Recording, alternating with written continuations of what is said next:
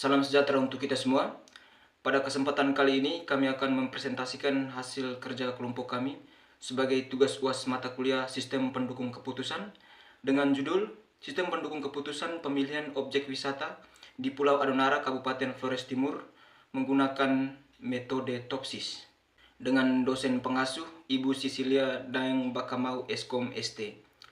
Di sini kami berkelompok beranggotakan 4 orang dengan saya atas nama Filipus Frederico Watu dengan NIM 231211025 sebagai moderator sekaligus pemateri kedua. Saya atas nama Maria Fatima Asazi dengan NIM 23121014 sebagai pemateri 1. Perkenalkan, nama saya Krismastiana Koloman dengan NIM 2312109.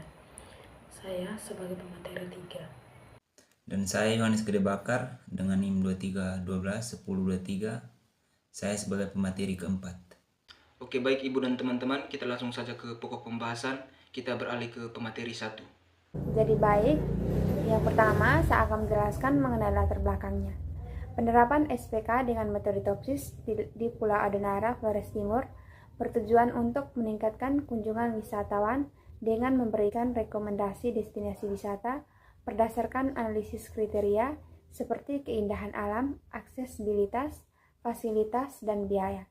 Sistem ini diharapkan membantu wisatawan memilih tujuan yang tepat, meningkatkan pendapatan masyarakat lokal, dan mengoptimalkan pengelolaan serta promosi wisata sehingga mendukung pembangunan ekonomi dan sosial daerah. Yang berikutnya rumusan masalah. Yang pertama, bagaimana merancang SPK untuk membantu wisatawan memilih objek wisata di Pulau Adonara. Yang kedua, apa saja kriteria yang relevan untuk SPK dalam pemilihan objek wisata di Pulau Adonara. Yang ketiga, bagaimana mengimplementasikan metode TOPSIS dalam SPK untuk pemilihan objek wisata di Pulau Adonara. Yang keempat, bagaimana SPK dengan metode TOPSIS dapat meningkatkan kunjungan wisatawan dan pendapatan lokal di Pulau Adonara. Yang berikutnya tujuan dan manfaat. Pertama, merancang SPK dengan membuat sistem untuk membantu wisatawan memilih objek wisata di Pulau Adonara. Yang kedua, menentukan kriteria. Itu mengidentifikasi kriteria relevan untuk SPK. Yang ketiga, implementasi TOPSIS.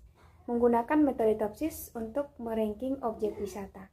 Yang keempat, menilai efektivitas merupakan evaluasi dampak SPK terhadap kunjungan wisatawan dan pendapatan lokal. Jadi yang berikut landasan teori. Terdapat beberapa penelitian terdahulu yang menggunakan sistem pendukung keputusan SPK dengan metode TOPSIS. Penelitian pertama dilakukan oleh Hia Natali Siva dan Yudi Ramadhani pada tahun 2020 yang mengimplementasikan SPK untuk mengevaluasi kelayakan bantuan rumah tidak layak huni atau RTLH di Desa Sumbaga. Penelitian kedua dilakukan oleh 4 orang peneliti, yaitu yang pertama Eka Wulansari Pilianti, yang kedua Alifah Kusmaningrum, yang ketiga Haryanto, dan yang keempat Vegi Agus Setiawan. Pada tahun yang sama, 2020, mereka lebih fokus pada pemilihan karyawan terbaik di PT Semangat Sejahtera Bersama. Penelitian ketiga dilakukan oleh Hilenarti Hertiana, Eli Mufida, dan Ahmad Al-Kafi pada tahun 2021 berkaitan dengan pemilihan laptop menggunakan metode TOPSIS. Penelitian keempat dilakukan oleh Deva Eliza dan Devri Ahmad pada tahun 2022 memberikan rekomendasi pemilihan smartphone dengan metode TOPSIS. Yang terakhir, pada tahun 2003, Yerik Afrianto Singgalen melakukan penelitian tentang penerapan metode TOPSIS dalam pemilihan layanan akomodasi destinasi wisata di Pulau Mortai. Dalam berbagai penelitian ini, metode TOPSIS terbukti memberikan kontribusi dalam menyediakan rekomendasi yang objektif dan efisien dalam pengambilan keputusan. Berikutnya langkah-langkah TOPSIS sebagai berikut. Yang pertama, normalisasi matriks keputusan, yaitu Ubah semua data ke dalam skala relatif antara 0 dan 1 agar dapat dibandingkan secara seimbang. Yang kedua, penentuan bobot untuk setiap kriteria, yaitu tentukan bobot relatif untuk setiap kriteria berdasarkan perhitungannya dalam pengambilan keputusan. Yang ketiga, identifikasi solusi ideal positif dan negatif. Tentukan solusi ideal positif atau yang memiliki nilai maksimum untuk setiap kriteria, dan solusi ideal negatif atau yang memiliki nilai minimum untuk setiap kriteria. Yang keempat, perhitungan jarak terhadap solusi ideal, yaitu hitung jarak antara setiap alternatif dengan solusi ideal positif dan negatif menggunakan matriks jarak, misalnya Euclidean distance atau Manhattan distance. Yang kelima, perhitungan skor preferensi, yaitu hitung nilai preferensi relatif untuk setiap alternatif berdasarkan jaraknya terhadap solusi ideal positif dan negatif. Yang keenam, peringkat alternatif, yaitu urutkan alternatif berdasarkan nilai preferensi relatif dari yang tertinggi ke yang terendah. Yang berikutnya, analisis perancangan sistem. Yang pertama, analisis kebutuhan. Analisis sistem dilakukan untuk mengetahui fasilitas yang harus disediakan atau dimiliki oleh sistem agar dapat melayani kebutuhan pengguna sistem. Peran penting dari sistem ini adalah untuk membantu pemerintahan daerah dan pemangku kepentingan dalam pengambilan keputusan terkait pemilihan dan pengembangan objek wisata di Pulau Adanara. Dalam sistem ini terdapat dua kategori pengguna. Yang pertama, admin. Admin yang memiliki hak akses untuk mengelola sistem dan data. Yang kedua, user dengan hak akses terbatas yang berperan dalam memasukkan data dan memanfaatkan laporan untuk keputusan terkait pengembangan objek wisata. Yang kedua, analisis peran sistem. Sistem ini mengelola data objek wisata, menghasilkan laporan peringkat dengan metode Topsis, memberikan rekomendasi objek wisata, dan menyediakan visualisasi data melalui dashboard interaktif. Dengan kemampuannya dalam pengambilan keputusan berbasis data, sistem ini mendukung perancangan strategis, promosi, dan pelaporan pengembangan objek wisata. Yang berikut, analisis kriteria dan penilaian kriteria. Di sini dibagi menjadi beberapa kriteria. Yang pertama, kriteria harga, di mana 1. Harga di bawah 10.000 dengan nilai 1, keterangan sangat murah. Yang kedua, kisaran harga 10.000 sampai 20.000 dengan nilai 2, keterangan murah. Yang ketiga, kisaran harga 20.000 sampai 30.000, nilai 3, keterangan mahal. Dan yang terakhir, harga di atas 30.000 dengan nilai 4 dengan keterangan sangat mahal. Kriteria yang kedua yaitu kriteria kebersihan. Kebersihan yang dimaksud adalah kebersihan lokasi wisata. Kebersihan dinilai dengan bersih sama dengan 4, cukup bersih diberi nilai 3, kurang bersih diberi nilai 2, dan kotor diberi nilai 1. Untuk lebih jelasnya, teman-teman bisa perhatikan tabel tersebut. Yang berikut, kriteria minat pengunjung. Kepopuleran wisata sangat penting untuk menentukan ramai atau tidaknya objek wisata. Beberapa wisata memilih penilaian kepopuleran seperti sangat ramai, ramai, kurang ramai, dan tidak ramai. Tabel kriteria minat pengunjung ditunjukkan pada tabel, teman-teman bisa lihat saja seperti pada gambar. Yang berikut adalah kriteria fasilitas tempat wisata. Fasilitas wisata dibagi menjadi 3 kategori, yakni fasilitas utama, fasilitas penunjang, dan fasilitas pelayanan. Kriteria ini bersifat benefit karena mempertimbangkan manfaat bagi pengunjung. Tabel kriteria fasilitas tempat wisata seperti yang sudah ditunjukkan pada gambar. Yang berikut, analisa kriteria jarak. Jarak yang dimaksud ialah estimasi waktu yang dihitung dari rumah ke tempat wisata yang akan dijadikan alternatif. Teman-teman bisa lihat tabel jarak. Nomor 1 lebih dekat dengan nilai 1, yang kedua jarak dekat dengan nilai 2, dan yang ketiga jarak jauh dengan nilai 3, dan yang keempat sangat jauh dengan nilai 4. Yang berikut adalah penilaian kriteria. Yang pertama, alternatif.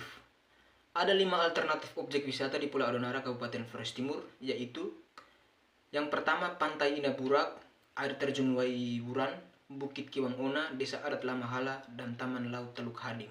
Yang berikut kriteria dengan membaca C1 harga, C2 kebersihan, C3 minat pengunjung, C4 fasilitas tempat wisata, dan C5 adalah jarak. Yang berikut bobot kriteria. Bobot kriteria diberikan secara langsung oleh pengambil keputusan dan direpresentasikan dengan menggunakan presentasi sebagai berikut. W1 membaca harga 20%, W2 membaca kebersihan dengan nilai persentase 25%, W3 minat pengunjung dengan nilai persentase 20%, W4 fasilitas tempat wisata dengan nilai persentase 20%, W5 jarak dengan nilai persentase 15%. Yang berikut konflik antar kriteria. Sifat setiap kriteria dapat diberikan sebagai berikut. C1 cost sama dengan semakin murah semakin baik.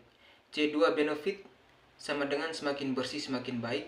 C3 benefit semakin ramai semakin baik. C4 benefit sama dengan semakin lengkap fasilitas semakin baik. C5 cost sama dengan semakin dekat semakin baik. Pada analisis kriteria dan penilaian kriteria, di sini kita dapat melihat pada tabel matriks keputusan, di mana pada tabel ini terdapat 5 alternatif dan juga 5 kriteria. Alternatif yang pertama untuk kriteria harga diberi nilai 2, kemudian kriteria kebersihan diberi nilai 1, minat pengunjung diberi nilai 4, fasilitas diberi nilai 5, jarak diberi nilai 2. Yang berikut untuk alternatif yang kedua, pada kriteria harga diberi nilai 1, kemudian kebersihan diberi nilai 3, minat pengunjung nilainya 2, kriteria fasilitas nilainya 4, kemudian jarak nilainya 3. Kemudian pada alternatif yang ketiga, untuk kriteria harganya diberi nilai 2, kebersihan nilainya 3, kemudian minat pengunjung nilainya 3, kemudian kriteria fasilitas nilainya 3, kemudian jarak nilainya 3. Kemudian alternatif keempat, untuk kriteria harganya diberi nilai 2, kebersihan diberi nilai 2, minat pengunjung diberi nilai 2, fasilitas diberi nilai 4, jarak diberi nilai 2. Kemudian yang terakhir pada alternatif kelima, untuk kriteria harganya diberi nilai 3, kebersihan diberi nilai 2, minat pengunjung diberi nilai 3, dan kriteria fasilitas diberi nilai 5, dan yang terakhir kriteria jarak diberi nilai 4. Selanjutnya untuk perhitungannya di sini kami akan menggunakan Excel. Nah, langsung saja di sini saya akan menghitung menggunakan Excel. Pada tabel ini kita dapat peroleh bahwa pada alternatif pertama untuk kriteria harganya bernilai 2, dimana untuk nilai 2 ini harganya mulai dari 10.000 sampai dengan 20.000, sehingga di sini dapat diisi, saya isi 15.000. Kemudian kriteria untuk C2, C3, C4 dan C5, untuk di sini kita dapat lihat untuk nilai C2 kebersihan nilainya 1, bersih, kemudian minat pengunjung nilainya 4, yaitu sangat ramai. Kemudian fasilitasnya bernilai 5, yaitu tempat makan. Kemudian jarak bernilai 2, yaitu dekat. Di sini kita dapat isi nilai itu 4, 5, 2. Kemudian untuk alternatif kedua ada kriteria harga. Di sini nilainya 1, di mana untuk nilai 1 itu harganya 10.000, sehingga di sini diisi 10.000. Kemudian untuk kriteria kebersihan nilainya 3. Sini untuk nilai 3 itu kurang bersih. Kemudian minat pengunjung bernilai 2, kurang ramai. kemudian fasilitas gazebo, kemudian jaraknya jauh. Sehingga kita isi di sini nilainya 3, 2, 4, dan 3. Kemudian untuk ada alternatif ketiga, untuk kriteria harganya nilainya 2, dimana untuk nilai 22 harganya 10.000 sampai 20.000, sehingga di sini kita isi 15.000. Kemudian untuk kebersihan nilainya 3, kurang bersih. Kemudian minat pengunjung 3, nilainya 3, ramai. Kemudian untuk kriteria fasilitasnya nilainya 3, yaitu memiliki toilet. Kemudian jaraknya 3, jauh.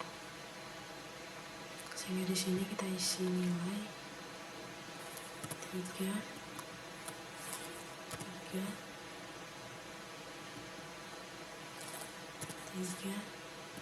dan 3. Dan pada alternatif keempat untuk kriteria harganya di sini nilainya 2, dimana untuk nilai 2-nya harganya mulai dari 10.000 sampai 20.000. Sehingga di sini kita dapat isi. Sehingga di sini saya isi 15.000. Dan untuk kriteria berikutnya bernilai 2, cukup bersih. Kemudian peminat pengunjung kurang ramai. Kemudian fasilitasnya gazebo, kemudian jarak dekat. Sehingga di sini kita dapat isi nilai 2, 4, dan 2. Yang terakhir untuk pada alternatif kelima, untuk kriteria harganya bernilai 3, dimana untuk nilai 3 itu harganya mulai dari 20.000 sampai dengan 30.000. Sehingga di sini saya isi 20.000. Kemudian untuk kriteria selanjutnya kebersihan nilainya 2, cukup bersih. Untuk minat pengunjung nilainya 3, ramai. Kemudian fasilitas nilainya 5, tempat makan. Kemudian jarak nilainya 4, sangat jauh. Sehingga di sini kita isi nilai 2, 3, 5, dan setelah selesai, di sini saya akan melabeli mulai dari kriteria 1 hingga kriteria kelima. Nah, kriteria pertama ini termasuk kriteria kos. Yang kedua benefit. Yang ketiga benefit. 4, benefit. Yang kelima kos. Setelah ada labelnya, di sini nih kita beri bobot mulai dari kriteria 1 sampai ke kriteria 5. Nah, untuk kriteria 1 bobotnya 20%, sehingga di sini 20 per 100. Kemudian berikutnya bobotnya itu 25%, sehingga di sini volume 25/100. Kemudian 20/100.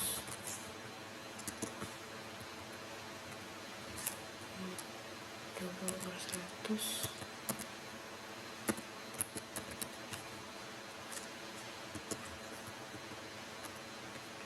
Kemudian yang terakhir 15/100.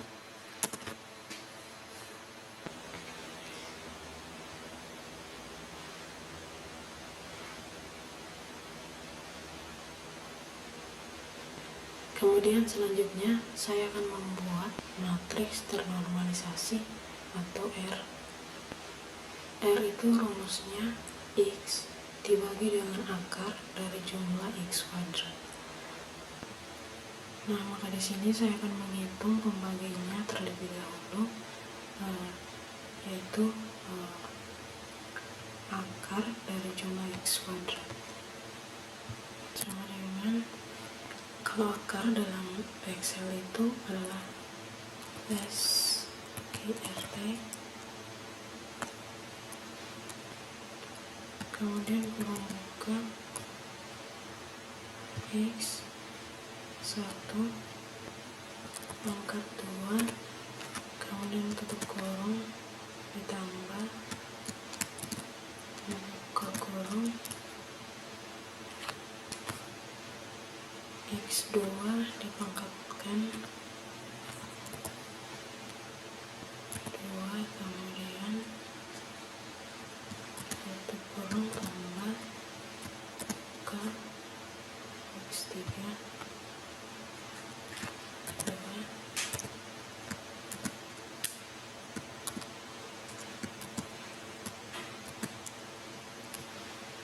X4 pangkat 2,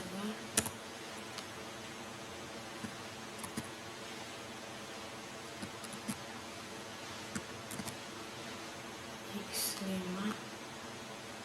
pangkat 2,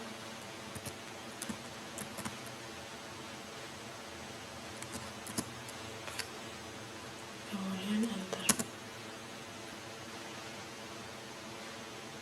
Jika sudah, kita tinggal tarik ke samping untuk menghitung Z2, 3, 4, dan 5. Jika sudah, selanjutnya kita akan menghitung R. R itu dimana rumusnya yang X dibagi dengan jumlah akar dari X kuadrat. Sehingga di sini sama dengan X dibagi dengan pembagiannya yang ini. Karena pembagiannya ini tetap untuk alternatif pertama sampai alternatif kelima, maka kita melok yang pembagiannya ini, kemudian enter. Kalau sudah, tinggal drop ke bawah. Kemudian yang berikut pun juga sama. Di sini langsung saja sama dengan X yang ini dibagi dengan pembagiannya yang ini. Kemudian enter. Tinggal di drop ke bawah. Kemudian berikutnya juga sama dengan 4 dibagi dengan pembagi. Enter.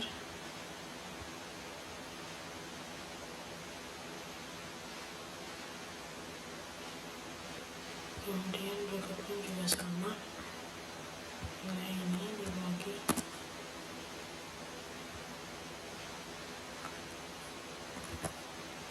enter.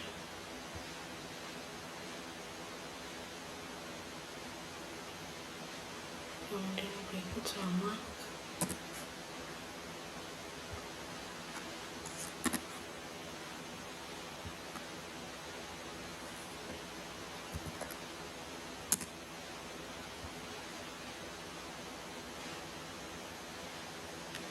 Selanjutnya di sini saya akan menghitung atau membuat matriks ternormalisasi terbobot Y, di mana untuk rumusnya itu W ini adalah bobot, kemudian R ini adalah yang ini, kemudian langsung saja di sini sama dengan bobot 20%.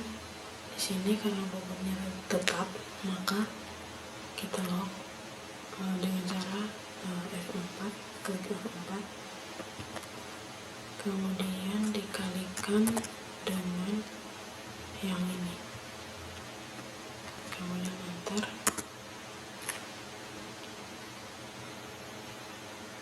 Tinggal kita drag and drop ke bawah. Berikutnya juga sama dengan kemudian bobot 25%, F4, kemudian dikalikan dengan ini, enter, kemudian sama kita drag and drop ke bawah.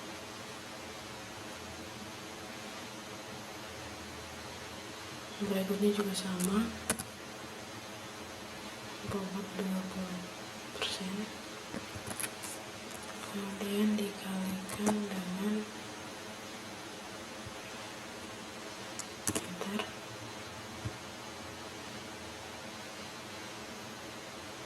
kemudian berikutnya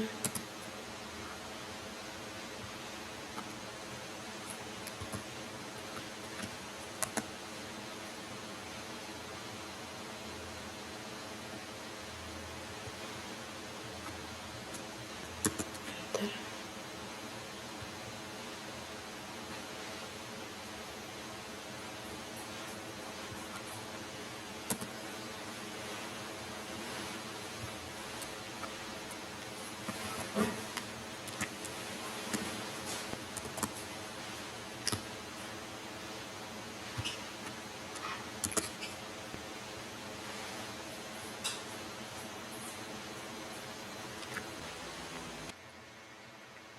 Kemudian selanjutnya saya akan mencari solusi ideal positif. Nah, di sini ada syaratnya ketika mencari A positif atau solusi ideal positif, yaitu jika nilai atributnya adalah keuntungan atau benefit, maka yang dicari adalah nilai Y yang maksimal atau besar. Tapi jika atributnya adalah biaya atau cost, maka nilai C yang dicari adalah minimal atau yang kecil, yang ini. Nah, sehingga di sini saya akan menggunakan rumus pengkondisian. Langsung saja, if kurung buka, kemudian saya mengambil atributnya, kemudian jika atributnya sama dengan benefit,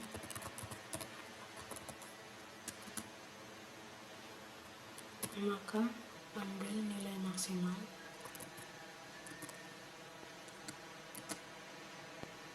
dari Y, maka di sini kita blok saja, kemudian tutup kurung,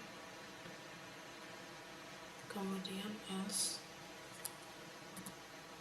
yaitu jika value-nya adalah salah atau bukan benefit, maka ambil nilai minimum.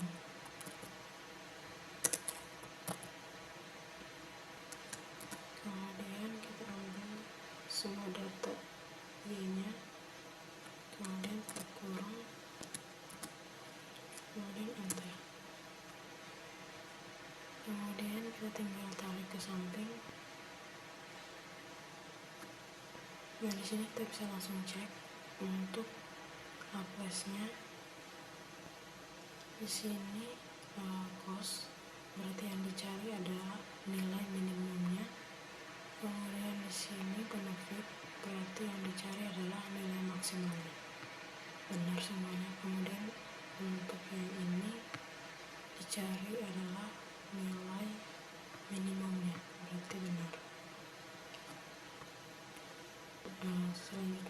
mencari solusi ideal negatif. Caranya sama seperti yang tadi ini, namun di sini syaratnya tinggal dibalik, yaitu jika atributnya adalah keuntungan atau benefit, maka nilai yang diambil adalah nilai minimum. Makanya di sini kita tinggal copy ini.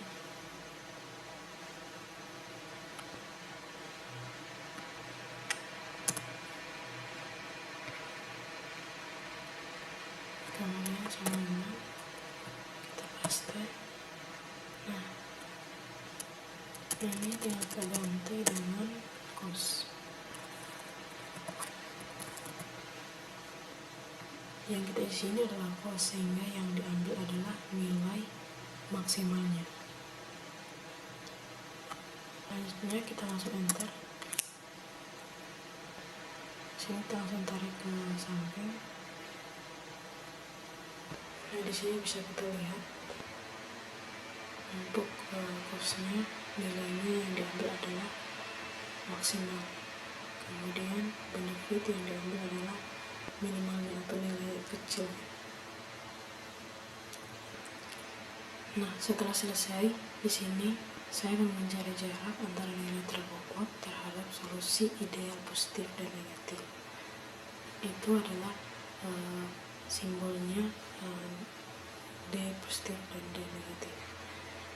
Nah, untuk D positif, rumusnya adalah akar dari sigma Y positif yang ini dikurangi dengan nilai Y yang ada di atas ini, kemudian dipangkatkan dengan 2. Nah, langsung saja di sini sama dengan akar kuadrat, berarti SQRT, kemudian buka kurung 3 kali,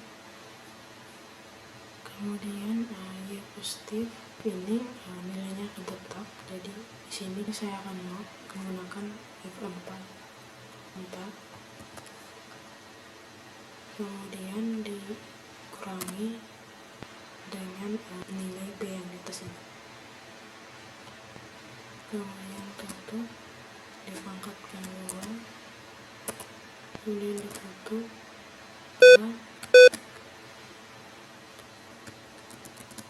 ditambah Y yang positif kedua, kemudian di log menggunakan F4, kemudian dikurangi dengan nilai Y kedua, tutup kurung, kemudian pangkat 2, tutup kurung, ditambah tutup kurung, kemudian selanjutnya juga sama, nilai Y positif, kemudian di log, kurang yang ini, kemudian tutup kurung, pangkat 2, kemudian tutup kurung, ditambah tutup kurung yang ini, kemudian log,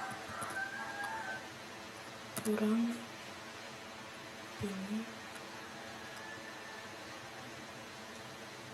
kemudian tutup kurung, pangkat 2,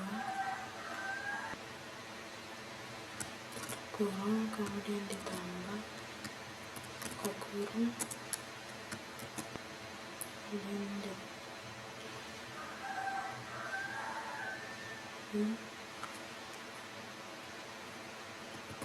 log, kurang nilai Y, kemudian tutup kurung, dipangkatkan 2, tutup kurung, kemudian di enter. Terus yang lainnya tinggal di drag and drop ke bawah. Untuk D negatif itu adalah kebalikannya, yaitu akar dari sigma sigma Y dikurangi dengan Y negatif dipangkatkan dengan 2. Langsung saja di sini sama dengan SQRT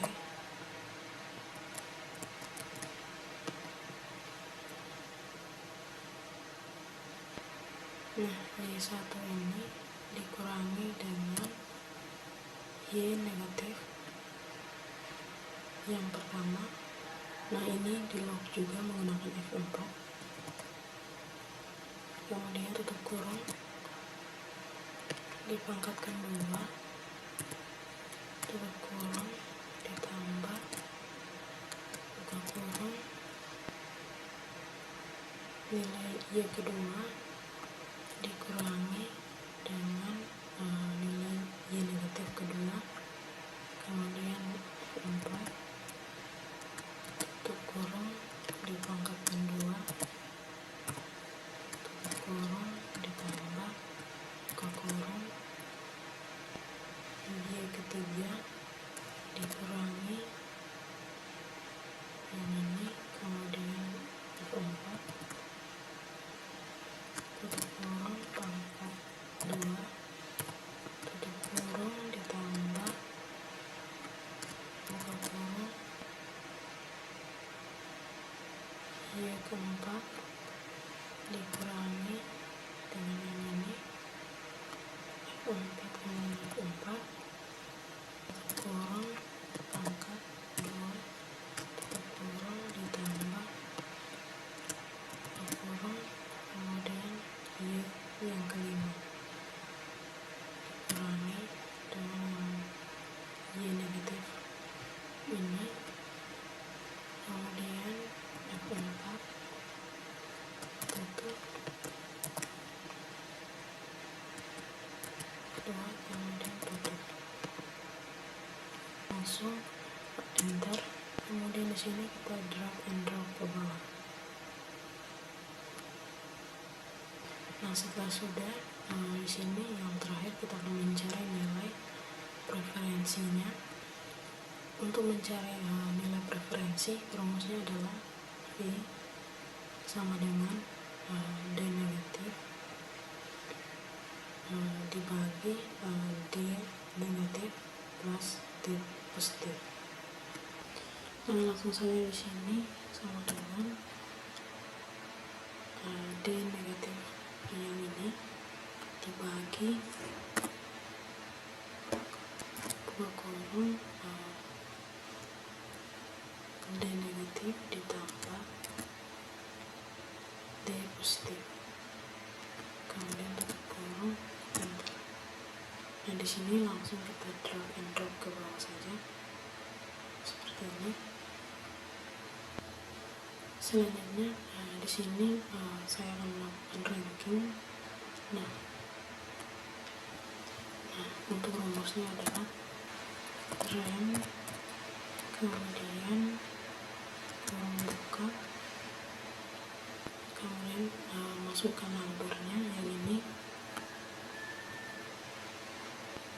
kemudian titik koma, kemudian referensinya kita, karena referensinya tetap maka di sini kita log dengan menggunakan F4, kemudian titik koma, kemudian ordernya adalah 0, kemudian tutup kurung enter. Selanjutnya kita tinggal drag and drop ke bawah. Nah jadi dari nilai preferensi ini bisa dilihat nilai yang paling besar adalah V2 sehingga menjadi ranking 1. Nah dari hasil ini maka yang akan dipilih adalah alternatif kedua, yaitu tempat wisata air terjun Mayura. Perancangan sistem. Pada bagian yang pertama kita akan membahas tentang flowchart. Jika user memulai, dia akan masuk ke menu. Di situ terdapat 2 pilihan menu, yaitu pilihan tour guide dengan pilihan menu wisata. Jika user memilih pilihan menu wisata, maka dia akan menuju ke rekomendasi wisata.